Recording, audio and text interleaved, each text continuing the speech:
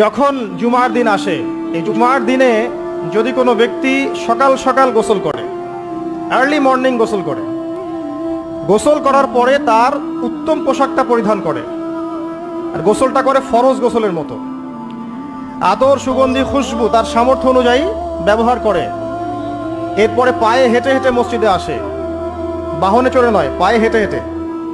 যদি আপনি অনেক দূরে থাকেন সেটা আলাদা কথা।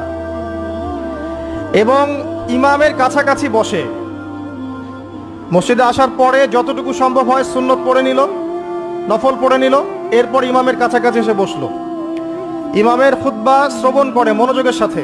খুতবা শ্রবণ করার সময় কাউকে কষ্ট দেয় না। কাউকে কষ্ট দেয় না মানে হচ্ছে যে কেউ কথা বললে তাকে এতটুকু বলে না যে তুমি চুপ করো, কোনো কষ্ট দেয় না। ইমামের খুতবা শ্রবণ করে, নামাজ